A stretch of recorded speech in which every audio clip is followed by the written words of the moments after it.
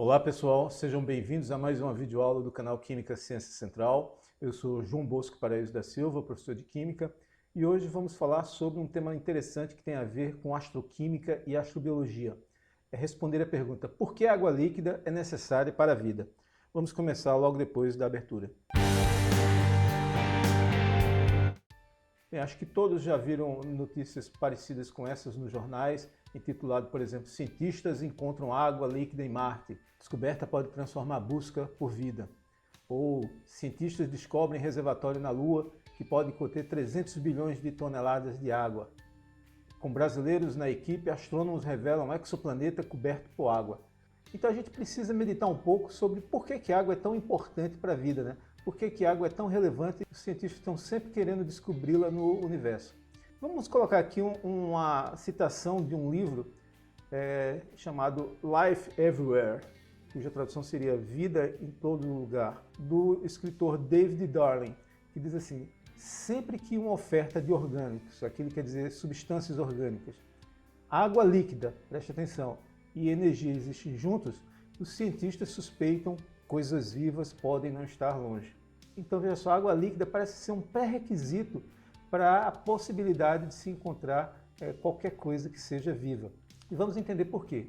Bem, o que a gente imagina é que, do ponto de vista da evolução das coisas menores para as maiores, quer dizer, de uma aproximação bottom-up, a partir de um conjunto de elementos químicos, como hidrogênio, carbono, nitrogênio, oxigênio, enxofre, fósforo, além de alguns metais, como por exemplo ferro, magnésio, esses átomos podem se combinar e formar moléculas interessantes, como por exemplo a guanina e a citosina, que são os chamados pares de base que estão presentes no DNA e que se ligam através de ligações de hidrogênio.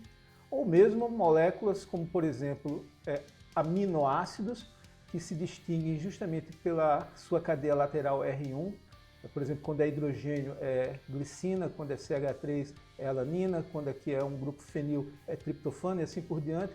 São 20 aminoácidos naturais que se combinam entre si, saindo aqui OH e um hidrogênio, saindo água e formando aqui uma ligação peptídica, formando aqui um dipeptídeo. Muito bem, essas moléculas, que é os pares de base do DNA, quando ligados aqui a esse traço aqui da ideia de que existem outras coisas ligadas, aqui no caso é um açúcar, uma ribose e depois um fosfato, e aqui é a mesma coisa do outro lado na guanina, uma ribose e um fosfato. Isso aqui pode se combinar para formar a dupla fita do DNA, que traz toda a informação dos seres vivos, e os aminoácidos, a sequência dos aminoácidos pode adquirir uma estrutura tridimensional, como o chamado estrutura secundária, terciária e quaternária, que vão dar a forma de enzimas e proteínas e, portanto, estão associados às suas funções. Essas formas estão associadas às suas funções biológicas. Muito bem, essas chamadas biomoléculas podem ainda ter estruturas mais complexas, formando vírus, células, que podem, por sua vez, se dividirem, ocorrer a chamada divisão celular, e daí é todo um conjunto de outros seres vivos mais complexos. Ou seja, para que sistemas bioquímicos complexos ocorram, é necessário haver reações químicas.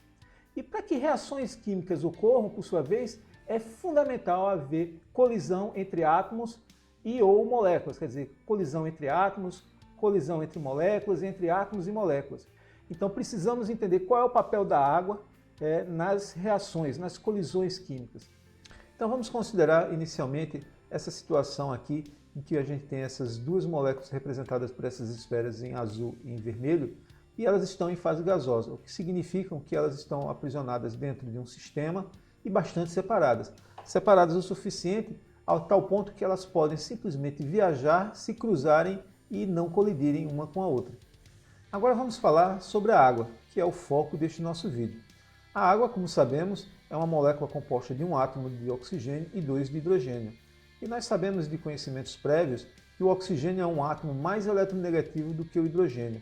Dessa forma, imaginamos que exista uma densidade de carga em torno do oxigênio, que confere uma carga parcial negativa, e a ausência de uma densidade de elétrons em torno do hidrogênio, o que corresponderia a uma densidade parcial positiva próximo ao hidrogênio. Bem, dessa forma, se existem esses dois polos aqui, isso dá margem a surgir uma propriedade vetorial chamada momento de dipolo elétrico da ligação OH, que aponta da carga negativa para a carga positiva. Bem, como isso aqui são vetores, nós podemos utilizar a chamada regra do paralelogramo para obter o momento de dipolo total da molécula da água, que vale 1,85 dBAs. Dessa forma, chegamos à conclusão que a molécula da água é uma molécula polar. O que é que isso significa? Significa que ela tem a propriedade de solubilizar outras moléculas que têm um caráter polar nas suas ligações. Então, por exemplo, considere que você tem aqui um sal, como por exemplo cloreto de sódio, que é composto por cargas positivas de Na+ e ânions Cl- ao longo de um eixo, ao longo de outro eixo, e na verdade isso aqui é uma estrutura tridimensional, né? Bem, o que acontece quando água é adicionada a um sal como cloreto de sódio? Nós sabemos da nossa experiência do dia a dia, esse sal ele se dissolve na água. Bem, o que vai acontecer é que as moléculas da água vão circunvizinhar aqui os ânions e os cátions para formar estruturas como essa, onde, por exemplo, o ânion Cl- ele fica circunvizinhado, a gente diz solvatado por moléculas de água, onde os átomos de hidrogênio que têm cargas parciais positivas apontam para o ânion Cl-. E no caso do Na+, os oxigênios que possuem uma carga parcial negativa é que vão apontar na direção do cátion.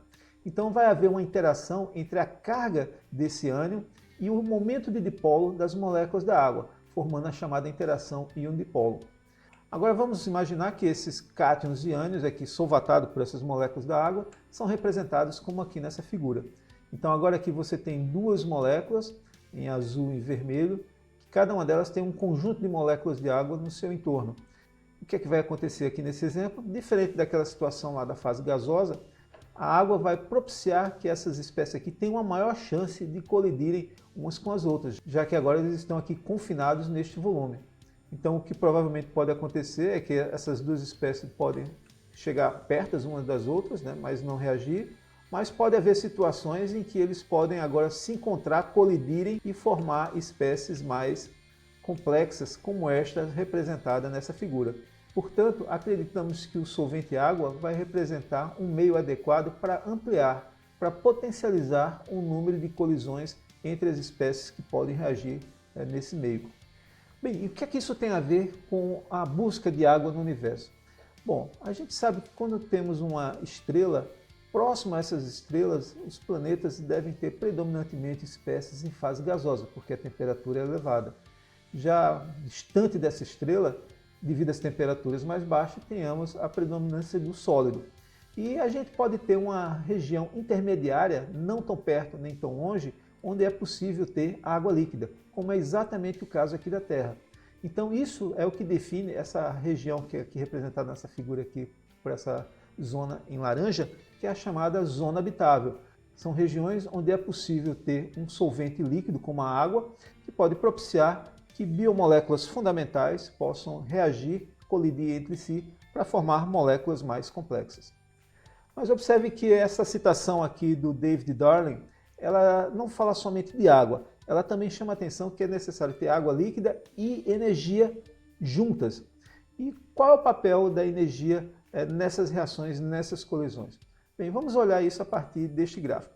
Bem, observe que nesta figura aqui colocamos no eixo Y a energia e no eixo X o chamado progresso da reação. De forma que aqui do lado esquerdo, nos reagentes, temos aqui moléculas simples e aqui do lado direito, nos produtos, temos moléculas ou biomoléculas mais complexas. Observe que para ocorrer essa transformação, existe a necessidade de adicionar energia suficiente para vencer essa barreira aqui, que é a chamada energia de ativação do processo, para poder formar os produtos. Essa não é a única forma da possibilidade desse gráfico de energia. Você pode ter um sistema assim como esse, em que os reagentes estão no estado de energia maior do que as moléculas e biomoléculas dos produtos, de forma que você tem aqui um processo exotérmico, né, que libera energia, ao contrário do anterior, que era endotérmico. Mas, de toda sorte, ele vai precisar aqui transpor essa barreira de energia, essa chamada energia de ativação. Bem, vamos voltar à figura anterior, a figura que estávamos falando sobre ela há pouco. Veja só, do ponto de vista das reações químicas, um aspecto importante também é a velocidade com que a reação ocorre. E a velocidade dessa reação, a gente pode ter um insight sobre ela a partir da chamada lei de Arrhenius. onde aqui do lado esquerdo você tem um logaritmo na base natural da constante de velocidade, e aqui do lado direito a gente tem dois termos, chamado fator pré-exponencial da lei de Arrhenius, e essa razão aqui que envolve a energia de ativação, justamente essa altura dessa barreira, e aqui no denominador o produto da constante dos gases vezes a temperatura. Note que para a velocidade da reação ser a maior possível, isso significa que esse segundo termo aqui deve ser o menor possível, o que corresponde, em outras palavras, para uma dada reação onde a energia de ativação está definida, que a maneira de controlar isso é aumentar a temperatura, porque aumentando a temperatura, essa fração aqui se torna pequena e, portanto, ela vai subtrair de forma mínima esse fator ln de K, tornando ln de K o maior possível. Então, uma maneira de aumentar a velocidade das reações é aumentando a temperatura. E onde é que a gente consegue isso na natureza? Nós conseguimos isso principalmente nos lagos e oceanos. Então, a partir da luz do sol, ou, por exemplo, de fontes de energia geotérmica que existem como vulcões no fundo dos mares e oceanos, né, é possível que haja essa energia necessária para que essas reações químicas ocorram. E essa é a razão pela qual a gente acredita que a vida deve ter surgido a partir de reações entre espécies bioquímicas mais fundamentais em lagos ou oceanos. Bem, então é isso, pessoal, pelo vídeo de hoje. Espero que vocês tenham gostado e a gente se encontra numa próxima videoaula. Um forte abraço a todos.